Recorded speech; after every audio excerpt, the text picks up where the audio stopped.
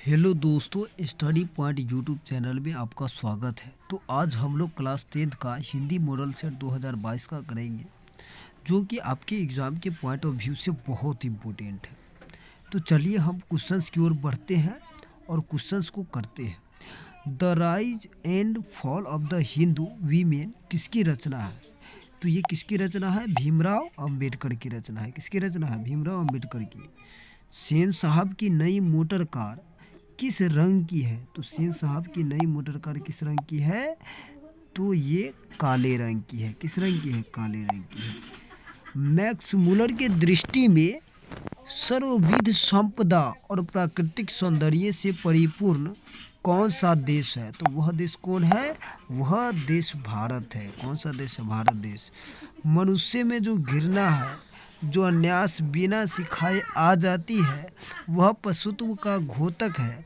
और अपने को संयत रखना, दूसरे के मनोभावों का आदर करना मनुष्य का स्वधर्म है। यह पंक्ति किस पाठ की है? तो यह पंक्ति जो है नाखून क्यों बढ़ते हैं से लिया गया है। तो नाखून क्यों बढ़ते हैं इसका आंसर होगा। मेडलिफ किसकी रचना है? तो मेडलिफ किसकी रचना है? आप जानते हैं कि मेडलिफ जो है गुणाकर बुले की रचना है। देवगिरी के यादव शासकों के लेख किस लिपि में है? तो देवगिरी के शासकों के लिपि जो है किस लेख में है? तो नंदी नागरी लिपि में, नंदी नागरी लिपि में है। लेखक अमरकांत को किस लेखन के लिए साहित्य अकादमी पुरस्कार प्राप्त हुआ? तो कथा लेखन के लिए। किसके लिए? कथा लेखन के लिए। किसके लिए? कथा। बहादुर कैसा लड़का था? तो बहादुर कैसा लड़का था? हंसमुख और मेहनती लड़का था। बहादुर हंसमुख और मेहनती लड़का था। जो महत्व ऐतिहासिक भौतिकवाद के लिए इतिहास का है, वही आलोचना के लिए साहित्य का परंपरा है। यह पंक्ति शीर्षक पाठ की है। तो यह पंक्ति किस पाठ की है ये आपको बताना है। तो यह पंक्ति जो है परंपरा के मूल्यांकन से लिया गया है। कौन ऑमलेट नहीं खाता था? तो कौन ऑमलेट नहीं खाता था? पंडित बिरजू महाराज जो है ऑमलेट नहीं खाते थे। चलिए आगे की ओर बढ़ते हैं। अशोक वाजपेयी के पिता का नाम क्या था? तो अशोक वाजपेयी के पिता का नाम परमानंद वाजपेयी था। क्या नाम था? परमानंद वाजपेयी। विलनव क्या है? तो विलनव क्या है? विलनव जो है फ्रांस का एक छोटा सा गांव है। फ्रांस का एक छोटा सा गांव। लेखक को गीले कपड़ों में देखकर कौन नाराज हुई? तो लेखक को गीले कपड़े में देखकर कौन नाराज हुआ? उनकी दीदी नाराज हो गई। चलिए आगे की ओर बढ़ते हैं। लेखक यतीन्द्र मिश्र का जन्म कब हो गया? तो लेखक यतीन्द्र मिश्र का जन्म 1977 में हो गया। यतीन्द्र मिश्र का जन्म कब हुआ? 1977 में। और जीवन के आरंभिक दिनों में बिस्मिल्लाह खां को संगीत के प्रति आसक्ति कैसे हुई? तो संगीत के प्रति आसक्ति जो है रसूलन बाई और बतूलन बाई के संगीत से हुई। चलिए आगे की ओर बढ़ते हैं। काशी किसकी पाठशाला है? तो काशी किसकी पाठशाला है? संस्कृत की पाठशाला है। काशी किसकी पाठशाला है? संस्कृत की पाठशाला है।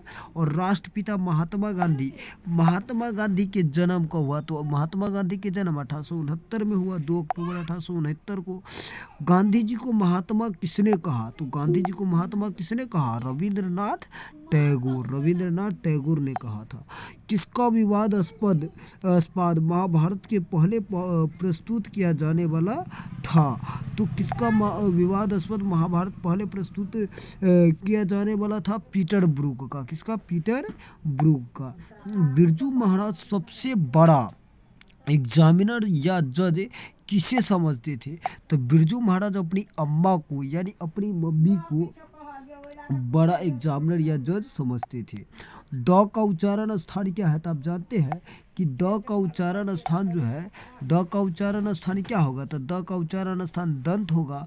और क का उच्चारण स्थान कंठ होता है। क का उच्चारण स्थान कंठ होता है। और प का उच्चारण स्थान ओष्ठ होता है। और ट का उच्चारण स्थान क्या होता है? मूर्धा होता है। तो ये चारों क्वेश्चन आप याद रखिएगा। एग्जाम की दृष्टि से ये चारों क्वेश्चन आप बहुत इंपॉर्टेंट है। ठीक है, आगे की ओर बढ़ते हैं कि निश्चल कौन सा निश्चल शब्द का सही संधि विच्छेद क्या है?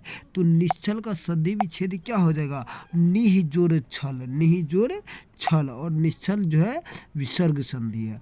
निम्न में शुद्ध शब्द कौन है? तो निम्न में शुद्ध शब्द कौन है? तो निम्न में शुद्ध शब्द जो है स्मारण है। कौन है? स्मारण। तो चलिए आगे की ओर बढ़ते हैं। मई शब्द कौन सा संज्ञा है? तो मई शब्द कौन संज्ञा है? बताइए। मई शब्द जो है व्यक्तिवाचक संज्ञा है, जिससे किसी एक व्यक्ति या का बोध हो। एक व्यक्तिवाचक, जातिवाचक, जिससे जाति भर का बोध हो। जैसे गाय हो गया, है ना, गधा हो गया, बैल हो गया। तो बैल कहिएगा तो सब बैल है, जितना भी बैल होगा, छोटका बड़का, है ना। भाववाचक कहने का मतलब होता है जिससे भाव का प्रकट हो। जैसे मान लीजिए उदास।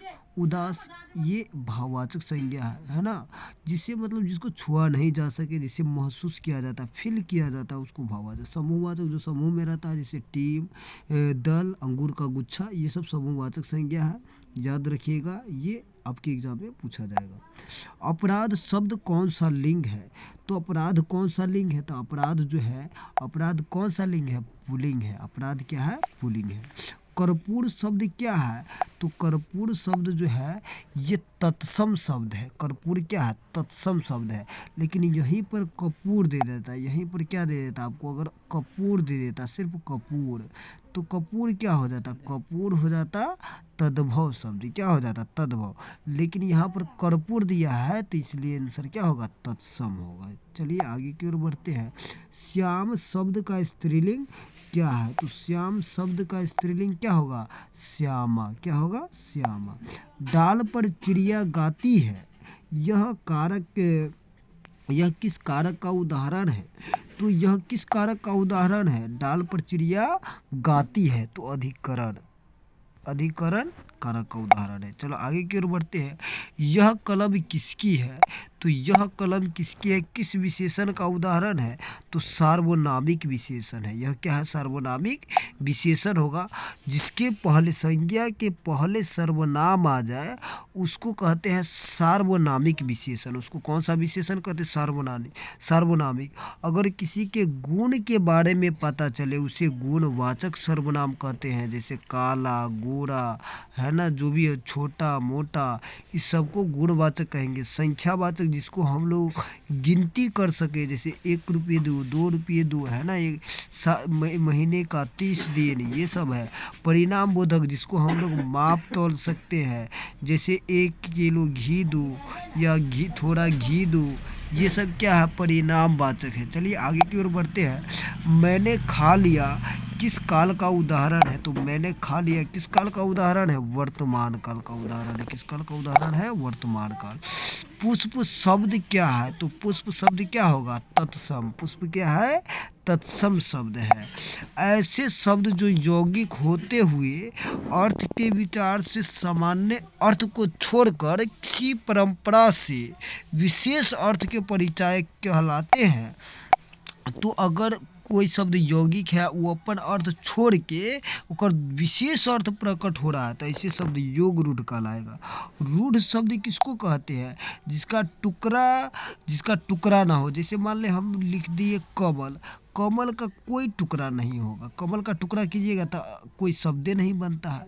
चलिए, लेकिन यहाँ पर हमने लिखा हिमालय, तो हिमालय का टुकड़ा कीजिए, हिमालय का टुकड़ा भी होता है। तो हिमालय जो है यौगिक शब्द है। हिमालय क्या है? यौगिक शब्द है। लेकिन हमने यहाँ पर अगर बोल दिया, अगर हमने बोल दिया यहाँ पर क्या, अगर हमने यहाँ पर बोल दिया जलज, तो जलज का एक अपना अर्थ होता है। जलज का क्या है? अपना अर्थ होता है। तो इसलिए ये क्या हुआ? योग रूढ़ शब्द हुआ। चलिए, ये आपको समझ में आया होगा। पराजय शब्द में उपसर्ग है।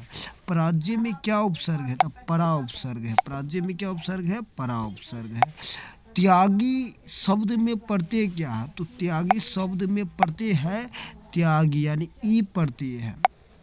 चाचा शब्द का विशेषण क्या होगा? तो चाचा शब्द का विशेषण चचेरा होगा। क्या होगा? चचेरा। सुलपानी शब्द कौन सा समास है? सुलपानी शब्द कौन सा समास है? तो सुलपानी कौन सा समास होगा? सुलपानी शब्द कौन सा समास है? तो सुलपानी शब्द जो है, सुलपानी शब्द बहुव्रीहि समास है। कौन समास है? बहुव्रीहि। निम्न में शुद्ध वाक्य कौन है? तो निम्न में शुद्ध वाक्य है कि राम ने पुस्तक खरीदी। राम ने पुस्तक खरीदी, ये सही है। राम ने पुस्तक खरीदी। चलिए आगे की ओर बढ़ते हैं। राम ने द्रव्यवाचक संज्ञा का उदाहरण है। द्रव्यवाचक संज्ञा का उदाहरण क्या है? तो द्रव्यवाचक संज्ञा इसमें कौन है? दूध। क्या है? दूध। उसने अपने भाई का घर खरीदा। उसने अपने भाई का घर खरीदा किस वाक्य का उदाहरण है? तो देखिए यहाँ पर जो है ये उसने अपने भाई का घर खरीदा, यानी ये जो उद्देश्य है, एक ही उद्देश्य है कि उन्होंने घर खरीदा। ये सरल वाक्य है। क्या है? सरल वाक्य। सजीव शब्द का उल्टा शब्द क्या होगा, यानी विलोम शब्द क्या होगा? तो सजीव का निर्जीव। जब पूंजी किसकी रचना है? तो जब पूंजी किसकी रचना है? जब पूंजी गुरु नानक की रचना है। गुरु नानक का जन्म 1469 तलवंडी में हुआ। कहाँ हुआ? तलवंडी में। कहाँ हुआ? तलवंडी में। तलवंडी लाहौर पाकिस्तान में है। और इनके जन्म स्थान को नानकाना कहा जाता है। क्या कहा जाता है? नानकाना के नाम से जाना जाता है। नानकाना के नाम से प्रसिद्ध है। तो ये भी क्वेश्चन आप याद रखिएगा, नानकाना के नाम से क्या है? प्रसिद्ध है। कहता है जटा मुकुट तन भस्म लगाई, वसन छोड़ी तन नगन भया। किस कविता की पंक्ति है? तो यह किस कविता की पंक्ति है? राम नाम बिनु बिरथे जगी जनमा। जिनके रचनाकार है कौन? जिनके रचनाकार गुरु नानक है। रसखान रचित प्रेम वाटिका किस प्रकार की रचनाएं हैं? तो रसखान रचित प्रेम वाटिका कैसी रचना है? तो प्रेम निरूपण संबंधी रचना है। प्रेम निरूपण। इनमें से किनका सेवैया और धनछाड़ी अत्यंत प्रसिद्ध है? तो किसका सेवैया और धनछाड़ी अत्यंत प्रसिद्ध है? तो घनानंद का। किसका? घनानंद का। रसिक समाज की स्थापना किसने की? तो आपको मालूम होगा कि रसिक समाज की स्थापना बद्री नारायण चौधरी प्रेमघन ने किया। वीणा किनकी रचना है? वीणा किनकी रचना है? तो वीणा जो है कुंवर नारायण की रचना है। वीणा किनकी रचना है? कुंवर नारायण की। रामधारी सिंह दिनकर का जन्म कब हुआ? तो रामधारी सिंह दिनकर का जन्म 23 सितंबर 1908 बेगूसराय बिहार में हुआ। बेगूसराय के बिहार में हुआ था। याद रखिएगा, बेगूसराय के बिहार में। और रामधारी सिंह दिनकर को राष्ट्र कवि के नाम से जाना जाता है। किस कवि के नाम से? राष्ट्र कवि के नाम से इनको जाना जाता है ना। तो आगे की ओर बढ़ते हैं। अपने सामने शीर्षक काव्य संग्रह किनकी रचना है? अपने सामने शीर्षक काव्य संग्रह किनकी रचना है? तो वीरेन डंगवाल की रचना है। किसकी रचना है? वीरेन डंगवाल। बूढ़ा चौकीदार वृक्ष कहाँ मिलता था? तो बूढ़ा चौकीदार वृक्ष कहाँ मिलता था? लेखक को घर के दरवाजे पर। लेखक के घर के दरवाजे पर मिलता था। तुर्की के महाकवि नाजिम हिकमत की कविता का अनुवाद वीरेन डंगवाल ने किस रूप में किया? तो बताइए किस रूप में किया? तो ये किया किस रूप में किया? पहल पुस्तिका में। किस में किया है? पहल पुस्तिका में किया है। तो चलिए आज इतना ही क्वेश्चन करेंगे, नेक्स्ट वीडियो में और क्वेश्चन को किया जाए।